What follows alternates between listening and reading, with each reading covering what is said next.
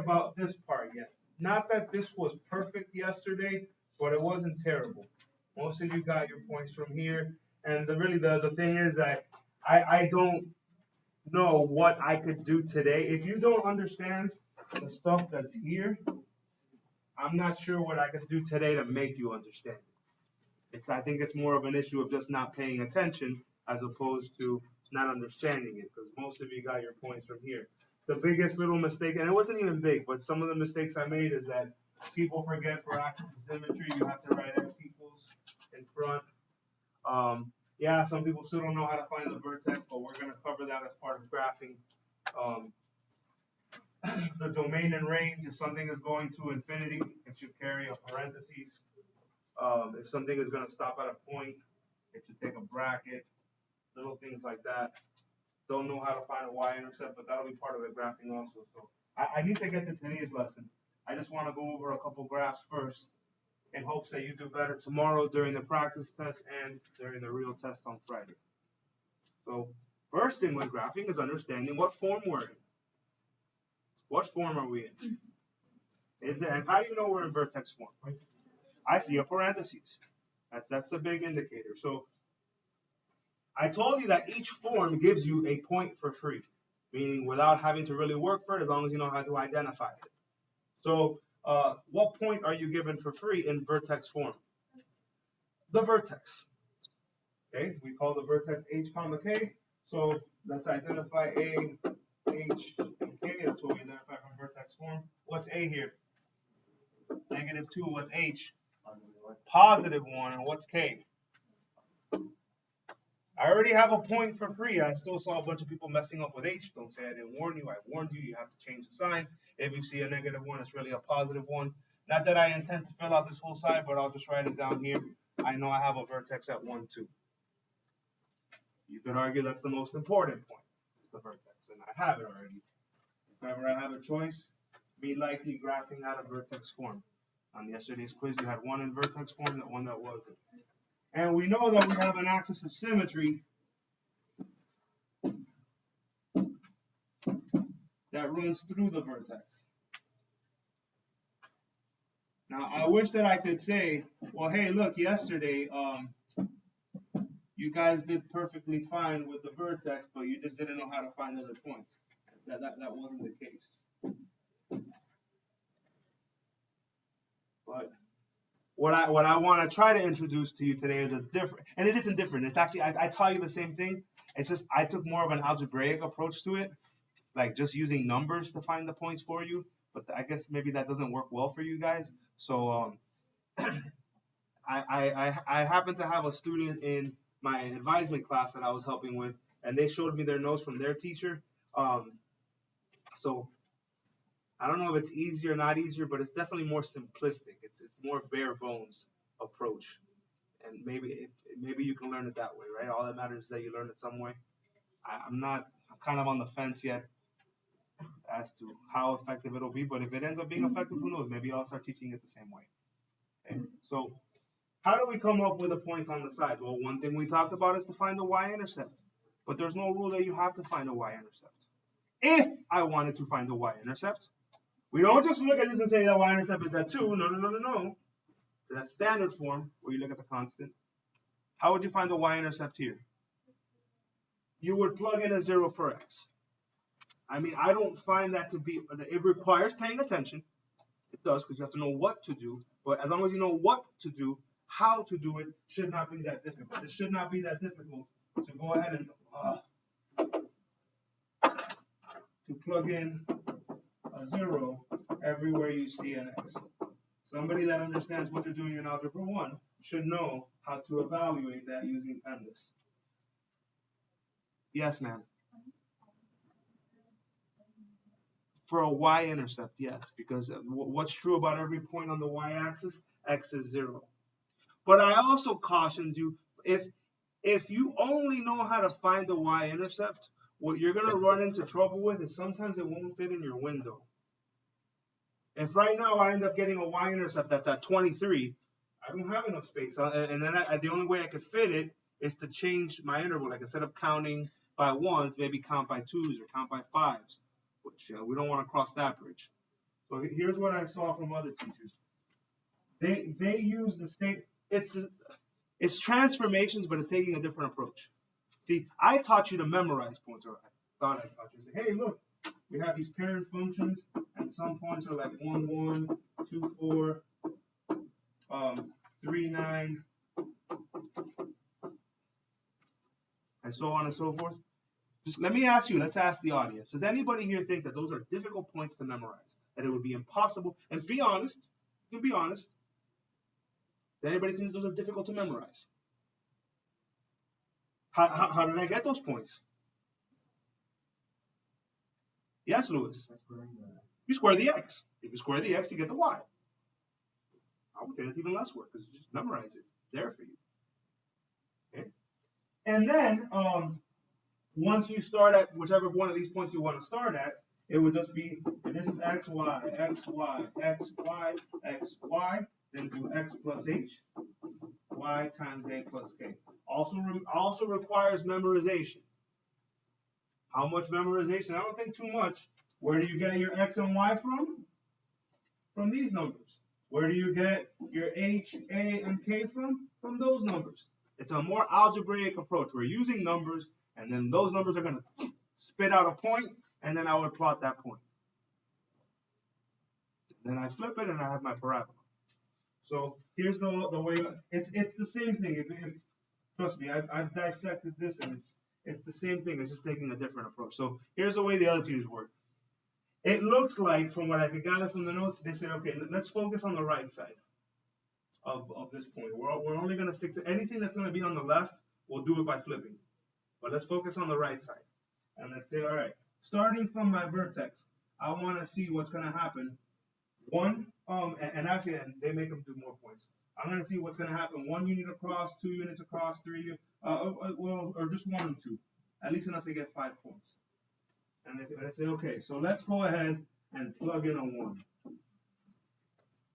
We're not going to actually plug it into anywhere. Let's say, okay, let's see what's going to happen 1 point away from the vertex. What is 1 squared? 1 squared is, that's where that point that I told you to memorize, 1, 1 comes from. And then they said, okay, well, now get that and just multiply it times a. 1 times negative 2 is negative 2. So remember the formula I gave you? It's x plus h, y times a plus k. So notice how they got the x, they squared it, that really gives you a y. That's the point of having you memorize. And then the teachers just have the kids do the y times a part. In order to account for the plus h and the plus k, all they do is say, okay, well, instead of counting from the origin, let's count from the vertex. It takes away the need to add. So the approach they take is, all right, I want to move 1 to the, if I want to go 1 to the right of the vertex, I'm going to have to go 2 down. So 1 to the right, 2 down, they put a point. Let's see what would happen if I wanted to go 2 to the right of the vertex. They have their kids put in a 2 and square. What's 2 squared? 4, which I just had you memorize, a 0.24. They actually have them plug it into a calculator or do it in their head. But now once I have that 4 times a is negative 2, so 4 times negative 2 is negative 8. And then so that they don't have to add or subtract and do it with numbers, they just say, okay, so now back to the vertex. If I want to go 2 to the right, I have to go 1, 2, 3, 4, 5, 6, 7, 8 down and put a point there. How many points do I now have? I have 3, but I can't have only these 3. This is why they make them do 5, because I got to flip this one over, 1 point away, flip the next one over, 2 points away, and then there's their parabola. You feel that's easier? Be my guest. I really have no objections to it. I think it's kind of the same thing, but Maybe it's more simplistic. I don't know about easier, but it's less stuff to remember. Okay, let's do one more like this in vertex form. How do I know this is in vertex form? Parentheses, let's identify A, H, and K. What's A here? 3, what's H? -7, you can't forget that. I don't care what method you use. You messed it up, you're done. Where's my vertex going to be at? Yeah, the vertex is going to be at -7, -8. So I come down here, -7, -8, and put a point. This is also where my axis of symmetry is going to run through. But now, how do you come up with extra points? If you're in vertex form, they're not giving you the y-intercept. You can Syria. You can find the y-intercept by plugging in a 0, but then you don't know for 100% if it's gonna fit in your window. So what I saw other teachers do is they say, okay, well let's stick to the right side only. Okay.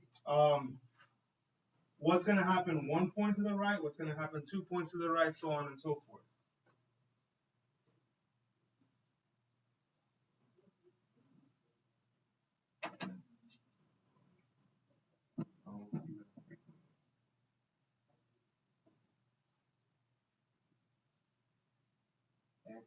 So they have their kids say, all right, 1 squared is 1. If you want to do a hybrid of our methods and just memorize that, well then just do this and say, okay, well I know 1, 1, so I'm going to keep the 1 from the x, but for the y, I'm going to go 1 times what's A? A is 3. So this is 1, 3, but where you got to be careful not to get confused is I'm not going to count this from the origin, I'm going to count it from the vertex. So I'm going to go 1 to the right and 3 up from the vertex, not from the origin. You understand what I'm saying? Yes or no?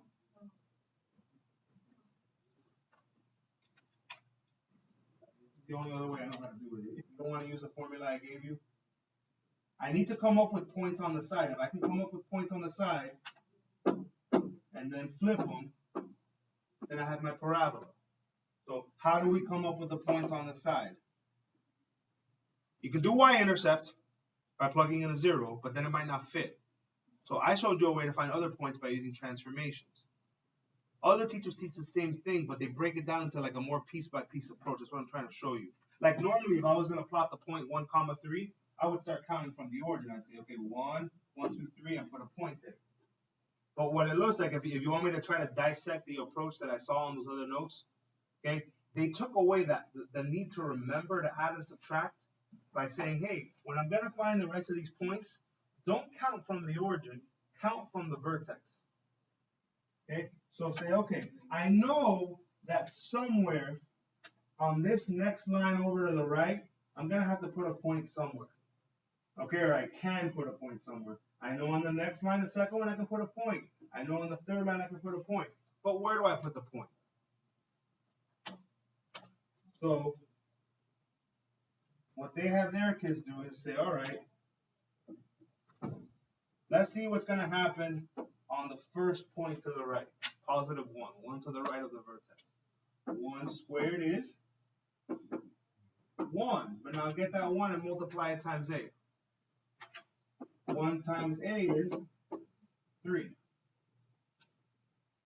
So what am I going to do from the vertex? I'm going to go 1 to the right, but then up 3. So count from the vertex, 1 to the right, up 3. I want to know what's going to happen 2 to the right. So 2 squared is 4. What's 4 times 3? So if I go 2 to the right, how far up should I go? From the vertex.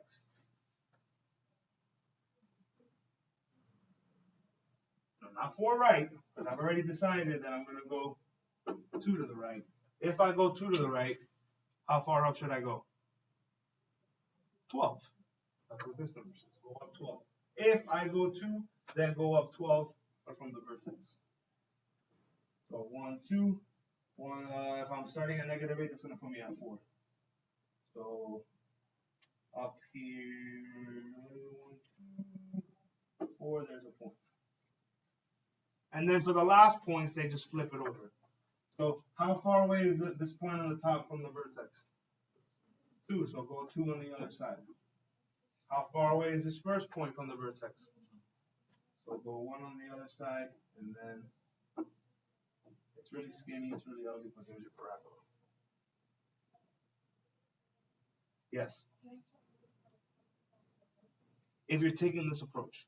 I'm showing you the same thing I showed you before. I'm just trying to take a different approach at how to have you understand it.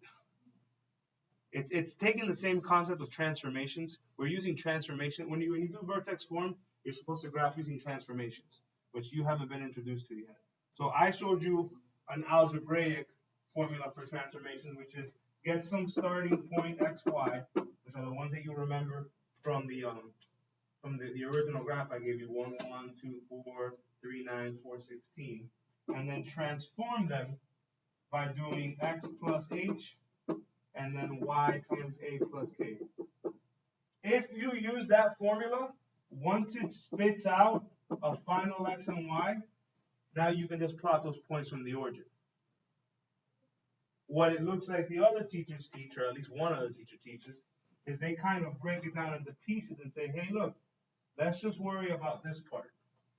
Let's take the adding out of it. Let's take the plus h and plus k out of it. And let's just do the multiplication part. Okay? I still need a starting point, but instead of forcing the kids to memorize it, they actually have them square 1, square 2, square 3, square 4, okay, to get a y. This is the y, this is the y. And then once they multiply it times a, that gives them their final y. And if you're going to do it that way, then you would count it from the vertex, not from the origin. It's up to you, whatever you find easier to remember. Let's do the same thing real quick so we can get to our regular lesson, but let's do some standard form. How do you know this is in standard form? No parentheses, but also just as important is that there's 2 different x's. So here, I can identify A, B, and C. 1, 4, and 7. The difference here is that they do not give me the vertex, but I have to find the vertex. If no ifs, ands, or buts, you have to plot the vertex. Can't graph a parabola without it. So here I gave you a formula because I still need to find h and k. So how do I find h? How do I find h when you have standard form, when you have A, B, and C? Negative b over 2a. So it's going to be negative 4 over 2 times 1, which is negative 2. How do you find k? Syria, not by plugging in 0, now by plugging in a negative 2. Plugging in a 0 gives you y-intercept. Plugging in h gives you k.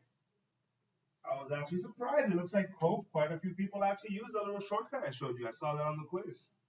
Not a ton, but some people did use it, where if I plug in a negative 2 into 147, drop the 1, multiply to come up, add, multiply, what's k going to be? K is going to be 3. So I have negative 2 comma 3.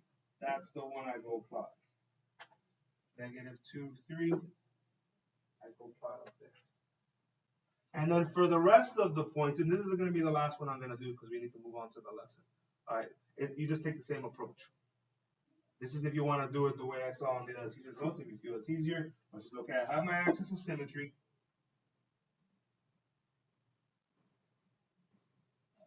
Here.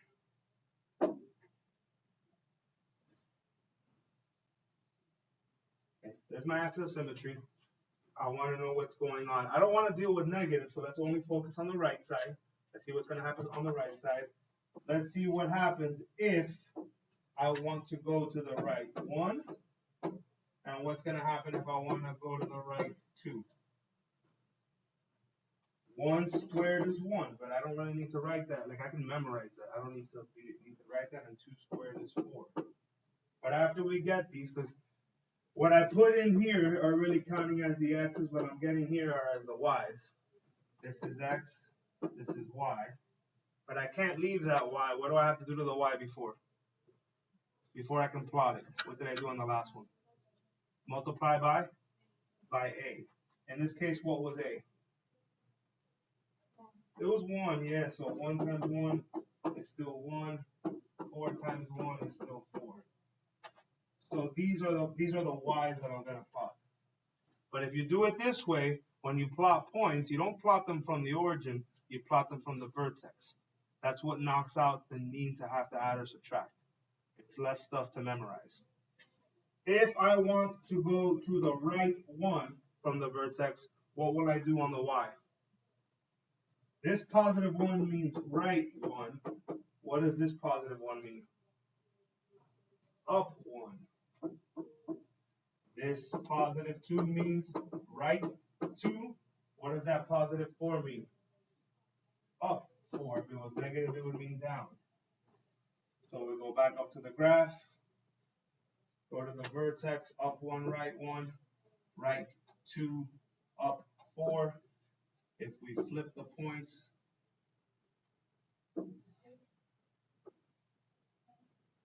there's our parabola. Yes? Can you plug in a 7 for y? Oh, for the y-intercept, yes, that would be another option here, correct. I should have pointed that out, thank you. Because this is in standard form, they do give you the y-intercept, so that could have been an option there. It's just to plug, or not plug, but to plot that point from the beginning, because we knew 0, 7 was going to be there. Yeah. I'll leave it up to decide to you what method is preferable. I don't know of any other way to teach it. Another thing I was kind of disappointed with is if you really understand parabolas, right, and it came to graph, what does this number tell you? No. Up or down. So I had some people that had positive a's and they were plotting parabolas going down. I had people that had negative a's and had them going, what? At the very least, that should help you catch your mistake and say, geez, I'm doing something wrong. Hey, look, here I have a positive a. When I ended up plotting the points, where is it facing? Oh, if I go to the other ones I did, here I had a positive a. Where did my parabola end up facing? Up. On the one I did before that, I have a negative a. A was negative 2. Where did my parabola end up facing? Down. I'll leave it at that. You have a practice test tomorrow. Now, we will go over this one more time on Thursday when I give you back the quiz, and when we go over the practice test, and then that'll be that for the real test on Friday. So, if you can't understand it by now, hopefully you understand it by Thursday. All right, so let's go to today. Today's notes are just examples, because the only thing extra you have to know for the test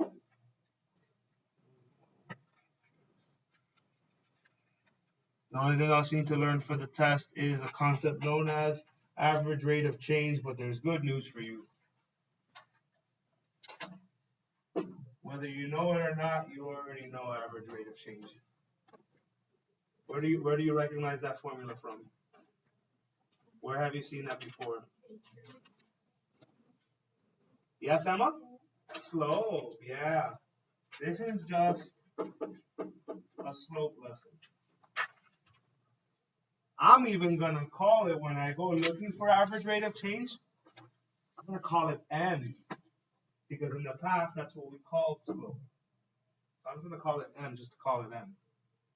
The difference here, okay, is that what they're going to be giving you, remember, you need 2 x's and 2 y's. They're going to be giving you only the x's. You need to find the y's first. Before you can plug into slope formula, you need to find the y's. I actually want to take a different approach here, because if I start off with the number 1, I'm going to lose you. You're going to get confused and you're going to give up, because that fraction there is a little bit nasty. So I actually want to start off on a little more friendly problem. Let's start off on number 2 here.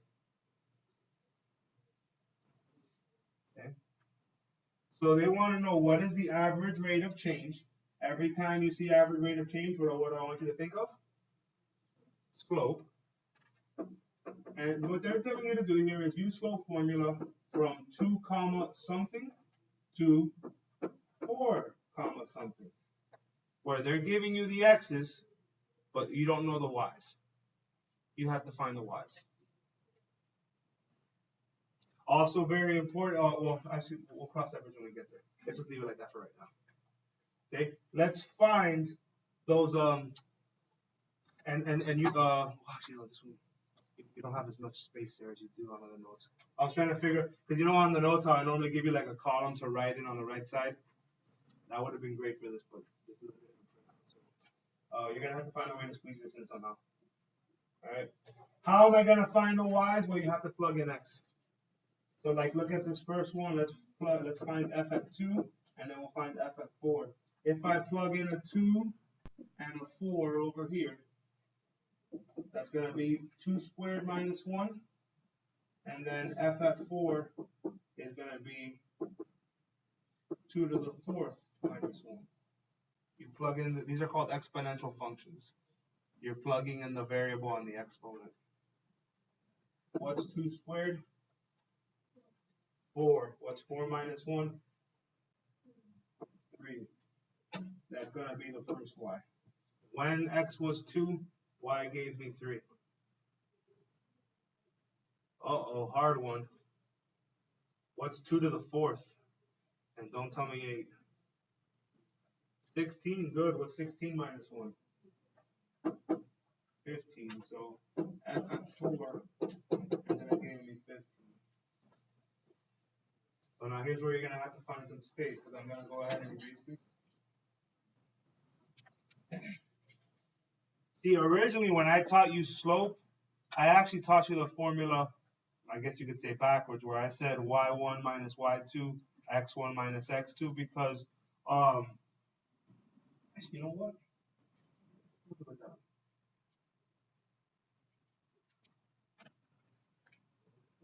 No, you know what?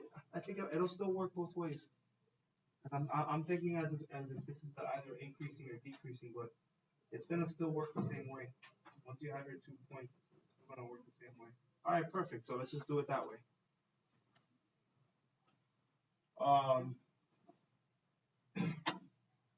M equals, what's the first y you see? 3 minus the second y, which is 15 over, what's the first x you see? 2, what's the second x you see? 3 minus 15 is negative 12. 2 minus 4 is negative 2. What's negative 2? Oh, sorry, what's negative 12 over negative 2? Positive 6. So when they ask you what is the average rate of change over this interval, 6 is the average rate of change. Suresh, you got that? Lana, you look cozy. All she needs is like a teddy bear and a blanket. Oh, she has a blanket.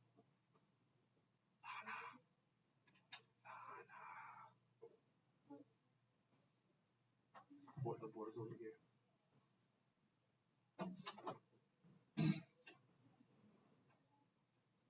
Yes. Let's do the again. I don't know where you're gonna fit this stuff, but let's do B. Those numbers that they're giving you are an interval. On an interval, they're giving you the x's. So I want to find the average rate of change between 0 something and between 5 and something. I just need to know what those are. Leslie, if I plug in a 0, it's 2 to the 0 minus 1. If I plug in a 5, it's 2 to the 5th minus 1. 2 to the 0. What's any number to the 0 power? Ask Vicente. I think Vicente knows. What's any number to the 0 power?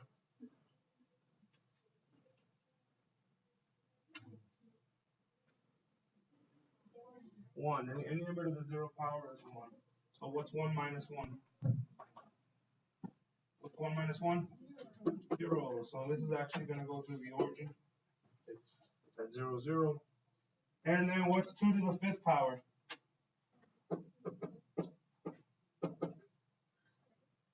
2 to the 5th is 32. 32 minus 1 is 31. So now I have my 2 points. Let's find the slope. You could actually do y1 minus y2, or some of you love doing y2 minus y1. It actually doesn't make a difference because at the end you're going to divide.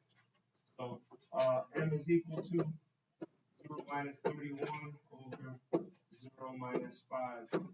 That gives you negative 31 over negative 5, but you can't leave it that way because the negatives cancel. So you just stay with 31 over 5. What is the rate of change over that interval? 31 over 5.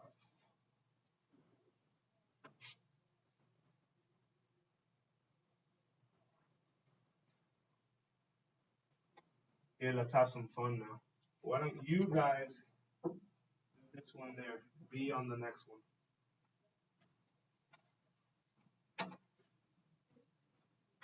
I realize we skipped number 1, but we'll come back to it. So on number 3, do B. Do 3B. See if you can find the average rate of change there. I'll do it myself, and then we'll see if we get the same answer. Put it on my paper. You can't on that paper.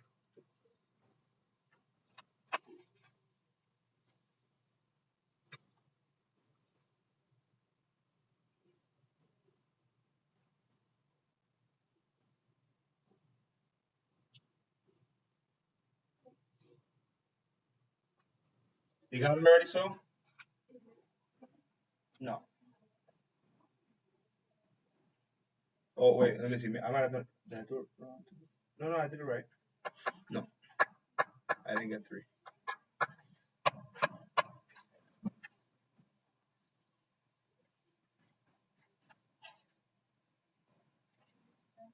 Huh?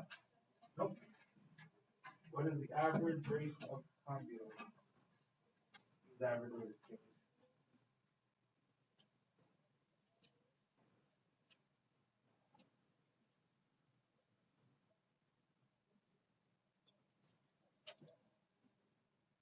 Yeah. Hmm? You're saying it's 3? Well, I'm getting something different. Hmm? I'm doing 2B. That's what I'm doing. I'm doing 3B. I'm doing 3B. I said do 3B. No, 3B. I apologize. 3B. Yes.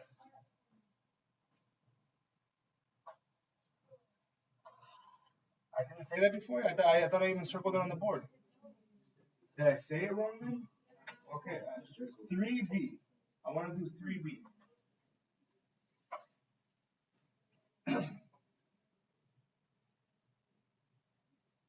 I'm gonna go back and watch the video. I'm pretty sure I said it.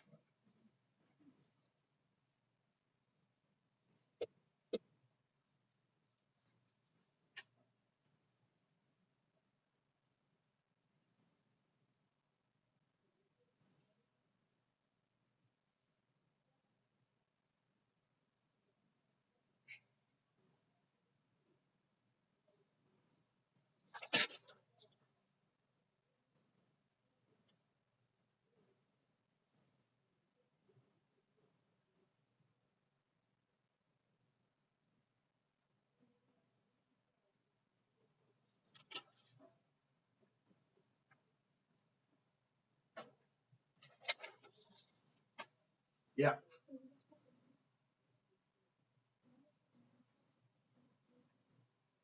You realize we have a new function, right? You guys are picking up on that?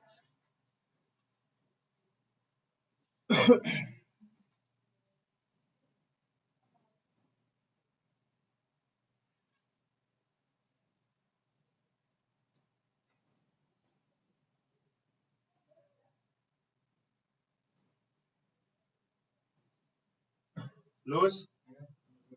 That's what I got. That's what I got. Yeah. 28 over 3. Let's see how he got that. So what is the average rate of change of this function from 1 to 4? So I know my points here, maybe I can squeeze them up here, are going to be 1 something and 4 something. But to find that something, I have to plug in 1 and 4. So let's first plug in 1. F at 1 is going to be 4 times 2 to the 1 minus 1. Maybe it's order of operations you guys messed up. What should you be doing first there? Subtracting, because they're both up in the exponent, and 1 minus 1 is 0. What's anything to the 0 power? No. 1. And what's 4 times 1? 4. So this missing number was, obviously I would want you to show more steps, I just can't fit it all in there, so I'm just doing it like verbally. Then for the next one, f at 4 is 4 times 2 to the 4 minus 1. What is 4 minus 1? It is 3. Then order of operations says do the exponent. What's 2 to the 3rd power? And please don't say 6. It is 8. 2 to the 3rd is 8. And what's 4 times 8? 32. So this is the 32. So that's the only thing extra that's needed beyond what you already should know, which is slope formula. Slope formula, also very popular in the hood, is 4 minus 32 over 1 minus 4. You can also do it backwards if you want. But I see I'm getting negative 28 over negative 3. If you do it backwards, you would get positive 28 over positive 3. And that's what you have to end up with anyways, because negative divided by negative is positive. 28 can't be divided by 3. Bryce, how does that make you feel? On a level from 1. You know, one of the things I was planning on doing, it's just so hard in 52 minutes, it's so hard to fit everything in, is like give these exit tickets where you would put on it like how well you feel you understand it. So like Bryce, like on a level from 1 to 10, where 10 is the hardest thing ever and 1 is 2 plus 2, where would you rate that? A 3? Okay, that's not bad. I'll take this. Same exact thing, just information presented differently. A graph. So I don't know if you consider these to be easier or harder, but yes, sir. What, the first one? Oh, I don't know. Let's find out. What? Oh. So they want to know what is on the interval from 0 to 1. So it's kind of hard to see, but it looks like, wow, I can't see anything. When x is 0, it looks like it's going through 2. So I would say 1 point is 0, 2. And then when x is 1, is that 8 that it's going through? It's really blurry here. Might actually be better on your paper. Oh wait, no, they're counting by ones. Yeah, okay. Yeah. No, they're counting by ones. Because it takes 2 lines to get to 2. So whatever, it doesn't really matter. I mean, like, what matters more is that once you get, because on a test you're going to be able to read it. So what matters more is once you have the points that you do it properly. So I'm seeing this as 0, 2, and 1, 8. Does anybody vehemently disagree with that? Or you're just adamantly opposed? So, because the important part today is once you have those points, to know how to use slope formula. So 2 minus 8, 0 minus 1 is negative 6 over negative 1. So take that, Damon. You said 4. I'm getting 6. Okay, well, that's fine. I'll take it. Over that interval, that's what the slope is. If you change the interval, the slope is going to change. That's why it's curving. But over that interval, that's what it is. Here, let's try to do the next one together. Between negative 3 and negative 1. I'll help you identify the points, and then you find it. So I'm getting that at negative 3. I'm actually going to say 12. 12 or 11? Let me take a step back. Is it 11, you think? You know what? I have the same paper you have. So blurry. Yeah, it's 11. That's 11. Good. It looks better on your paper than on my screen. Um, so -3, +11, and then -1. Let me look on your paper. Your paper's better. You're +2. All right. So now find the. Now, if you understood slope, if you connect the dots on the first one, what type of slope goes in that direction? Positives, up, right, down, left. But if you connect the dots here, -3, 11, -1, 2, what type of slope goes that way? Yeah, so you better be getting a negative. Negative what? Just -9 only? Yeah, that sounds about right. So m is equal to 11 minus 2 over 3 minus -1 minus a negative becomes plus. So I get 9 over -2. And if she's correct, that's -9 over 2.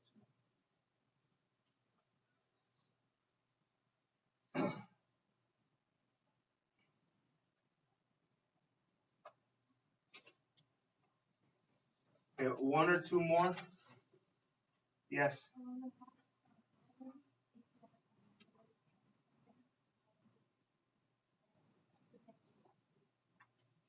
2 -2, what do you mean? You got a negative for an exponent? Number 3a. Okay, well, that's kind of actually what we're going to do now. So if we go back to the first one, the reason that I skipped this is, see, she asked what happens if you have a negative on an exponent. I haven't seen the test yet. I highly doubt you're going to get a negative on the exponent. They take it really easy on you guys with these tests. But, hey, what if you do? Okay? So it's not that I have a negative here, but what I do have is a fraction as the base. So what I teach my kids, when you have a fraction as your base, choose. Actually, no, we can't choose here. Never mind, they chose for us. All right, let's do A then. I forgot, we're not graphing this. They're giving us the interval. So anyways, here's what, we'll leave it at this, because this is the best I could offer you. Now it's going to be too confusing. What do you see there on A? Negatives, and based on where you're going to put those negatives, up on the exponent, right? That's what you were just asking me. Well, here's what a negative does, is it flips the base. So when I say, what is this function at -4? It means to get, all right, so it's going to be 1/3 to the -4. It means get the base and flip it. If I flip 1/3, what do I get? 3/1, which is 3. And by flipping it, I can turn the 4 positive.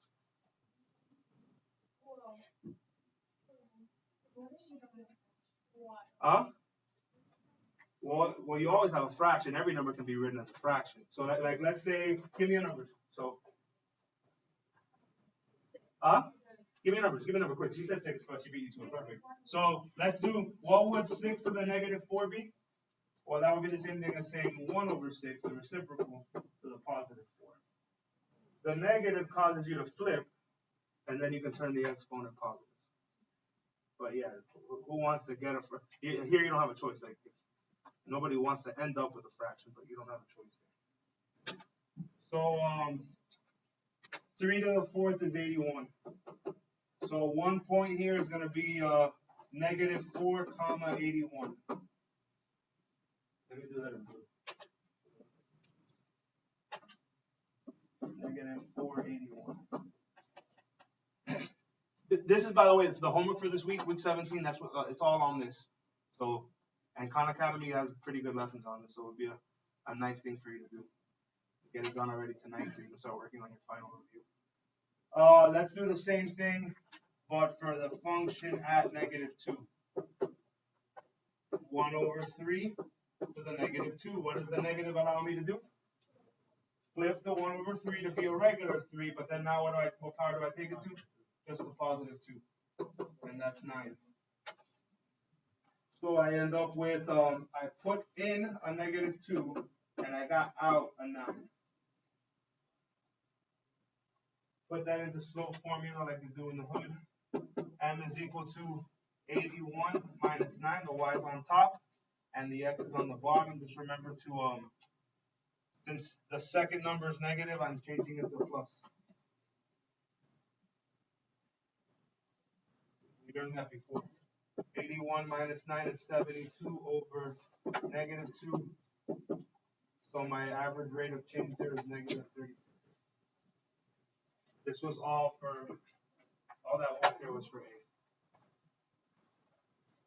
Leslie, you got that all? ¿Escribiste todo? Okay. Any questions? Go home and work on this. The entire assignment for this week is average rate of change. This will be on the test on Friday.